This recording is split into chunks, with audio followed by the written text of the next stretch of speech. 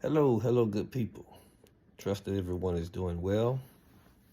My wife and I, we just got off the road. Long 8-hour road trip back to the SAV from our hometown of Mobile, Alabama, back here in Savannah, Georgia. So we survived it all, and we're still standing. Glory be to God. Buried my nephew on yesterday, and we trust that my brother and his wife will eventually get through this. It's tough when you got to bury your own kid, but life goes on. You have to weather the storm and trust that God knows what He is doing. With that being said, I'm trying to stick to my commitment, honor my commitment to making my videos at least, once a week. I try to do it on Sunday evening. So Sunday's about to close out, but we're getting it in. What can I say? What can I say on this evening, this night? It's been a lot of great things going on in stock market and crypto over the past few weeks, especially crypto as it lead up to the Bitcoin halving. Hopefully you put in some work and did a little research while back being we went through crypto winter at the same time the market started crashing. The stock market started crashing 31 November of 2021, and it's been a up and down seesaw for some time. As if you're new at this game, over the past year and a half, since 2022, it's been a slow process of making nice gains, nice profits. But it was the best time to accumulate great stock and build your positions over the time if you could afford to invest when the market was extremely beat down. The experts, a lot of the analysts are expecting the market to turn around by the third quarter of this year, that being sometime around September, October time frame, and we'll start seeing the stock market begin to take off, enter into a bull run, what have you. No promises. There's nothing promised in the stock market. Don't have what they say a crystal ball to predict what happens, but history repeats itself, and it's just the way it rolls in the stock market and crypto market. So in crypto, we went into crypto winter. In the stock market, you have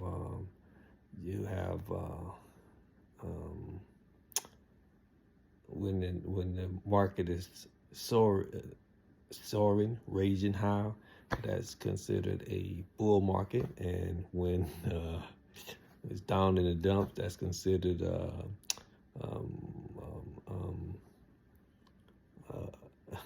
okay. You have the bull market, and then you have the bear market. Bears do what in the wintertime? They hibernate.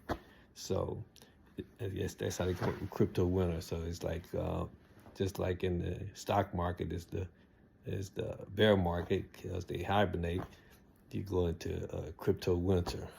So anyway, the point I was making about crypto, you have crypto winter, you have its seasons, and you have Bitcoin halving like every 4 years. So since you have the Bitcoin halving process every 4 years, over the next 12 months after the Bitcoin halving, it's like the stock market is raging, it's soaring, as they say, to the moon.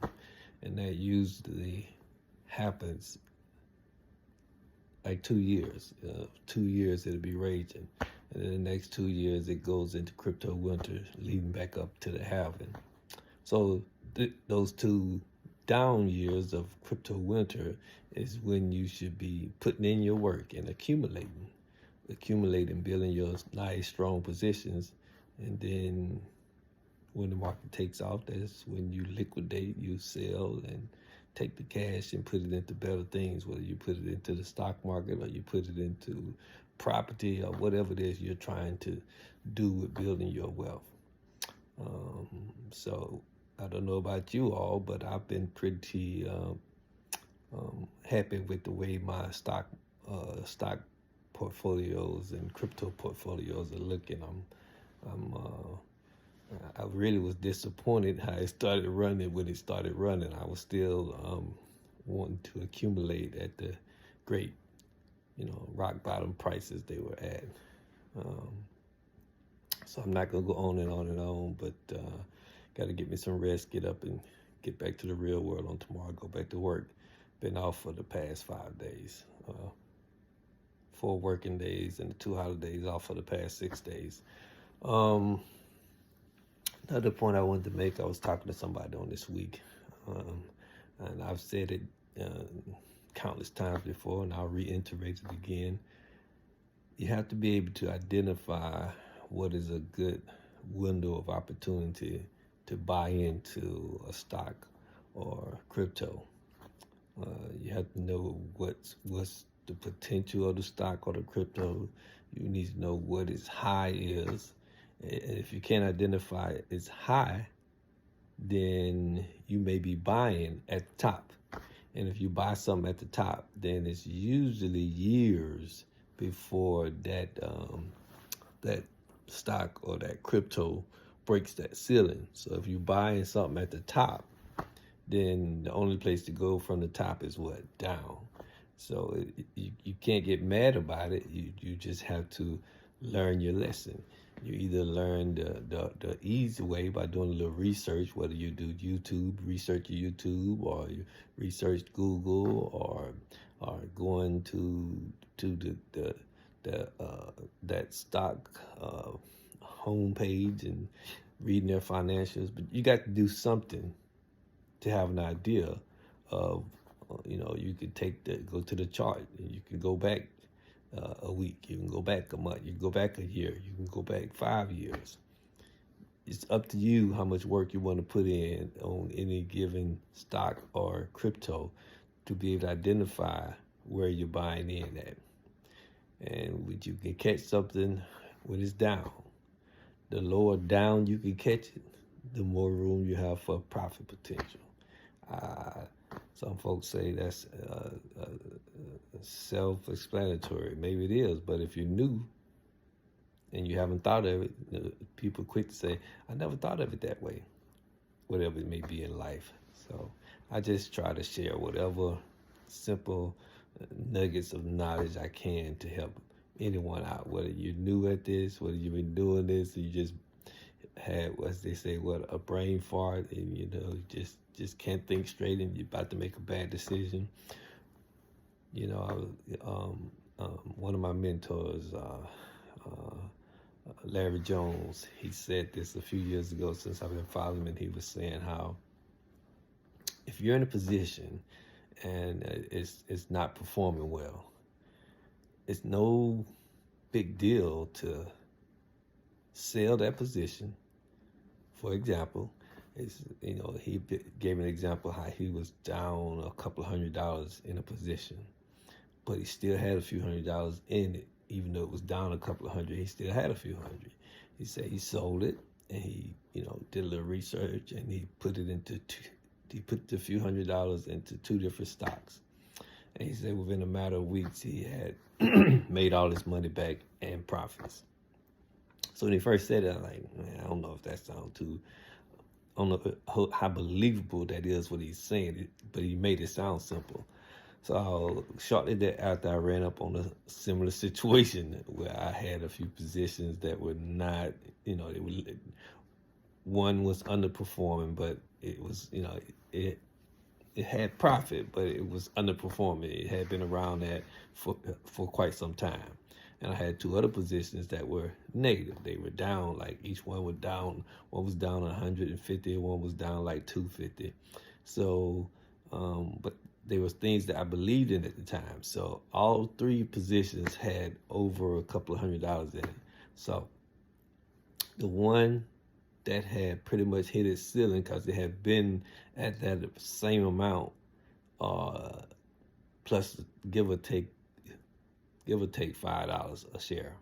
But it had made me money, and it's like it wasn't making any more money. It wasn't exactly a big company, so I sold the position, put it into something else, and the two that were negative. One was negative 150, one was negative 2 something. So both of those positions, and I took each one of the three, split the money in half, and put it into other things that I had done a little research on and felt like they had room to grow. And within a few weeks, made all my money back and was in profit. And I like, man, that was a great nugget of knowledge that I felt my mentor Larry Jones share. So sharing that with other folks. If you're in something, whether it be, if it's not a big company like Apple or Nvidia or Google or Amazon or Tesla or some big company that's not going away no time soon, and it's a long-term hold, fine. But if it's not a long-term hold, and if it's made you nice profits, and you can gauge it, do a little research, you can gauge it, and you can see it's only going to go up $2 or $3 more over the next year and a half, why would you park your money in something that could maybe make you 150 over the next 2 years if you have better opportunities and bigger companies that are maybe have taken a dip, and you see it has great potential to go up $100 or more, or $75 or more a share? You're going to hold on to something that has the potential to make you small peanuts when you could have apples or watermelons. The name of the game in investing is to build your wealth and make the most profit gains you can for yourself, for your family, for your household. It's not about saying, oh, I own this company, I own that company. It's about building your wealth. So you should have more than one portfolio. You should have a portfolio that you're all about making your profits and your gains in periods of time, whether it be 3 months to 2 years. And then you should have your portfolio that you're holding forever, for long term, 10 years, 20 years, a generation. You're going to pass it on to your kids or what have you. But you should have some goal, you should have some game plan, and you should be working your goals and your game plan. With that being said, I'm 13 minutes in. I'm tired. I've been on the road all day, but got to honor my commitment to drop content at least once a week. And one day when I get more followers, when I get more viewers, then I could carve out more time to drop what I can. But in the meantime, I hope I've said something to enlighten you, to encourage you, to motivate you, to get busy, put the work in. I had a video not long ago about going to the finals. The finals is the championship, going to the championship to win it all. We talking about life-changing money finals. That's what finals I had in mind. We talking about life-changing money. So to get to the life-changing money, you got to put your work in. You got to put your work in, do some research. You got to put your work in to DCA on a regular basis, dollar cost average, dropping the same amount in, equal amounts of portion of your money, putting it to work for you, putting the work in to get to the finals, putting the work in to get to the life-changing money. Life-changing money is out there. It don't take a rocket scientist to get it, to make it, to build it. You just have to put the work in. It's Sunday, so the scripture says the race is not given to the swift, it's not given to the quick, but it's given to him or her who endureth to the end. Stock market, if you work the principles, you'll get the results. The principle is put the work in, and you'll get there. It's not given to the swift. It's not given to the quick. It's given to them that endure, who put the work in, week over week, week in and week out, building your positions. Another thing Larry Jones said as I get ready to close. Wow, about to forget my thought. He was saying about, when you sell your position, you don't necessarily have to sell your whole position at one time. That's what I was doing my first year and a half. I was, as I made nice profits, I would sell it, put it into something better. I was buying cheap stock, graduated from cheap stock to better and better cheap stock, right? And then I heard something he said. And what he said made perfect sense because I had been washing it in my own financial journey, right? That is, he was saying if you build a nice, strong position, let's say 50, 100 shares or better. Let's say you have 50 shares and the position doubles, right? So, wow, that's nice profit. So you're ready to sell. Well, why not sell a quarter of that position? Take profit, sell a quarter, put it into something else, right? And let's see what the rest do. Another week, another day or two, it might go up another nice gains. Sell another quarter, right? Now you're at half. See what the rest gonna do. And continue to run, sell another quarter. Hold that last quarter to see what you could possibly get out of that position. You can set a trailing stop loss or what have you. You can set a limit order. Whatever it is you need to do to make the maximum amount of gains off of whatever horse you are riding in stock or crypto. So hopefully that helps somebody. When I was on the road, I was going to refer to Stocks with Josh. He's the chart master. But I can't remember what it was I had in mind at that time. So I think I've shared enough. You guys get some rest. Have a great day. Have a great week. Have a made-up mind that I'm going to get to the finals in each one of my portfolios. I know I can do this. Mindset it is one of the greatest things you can have in investing, and in my personal opinion, one of the greatest things you can have across the board in every area of life. Your mind is your biggest obstacle. You have to first believe you can do whatever it is you're setting out to do. I'm like this. If it's been done before, it could be done again.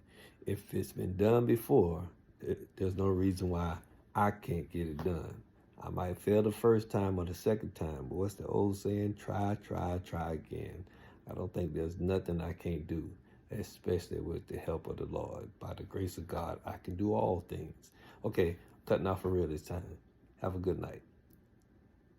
Be blessed continually, my friend.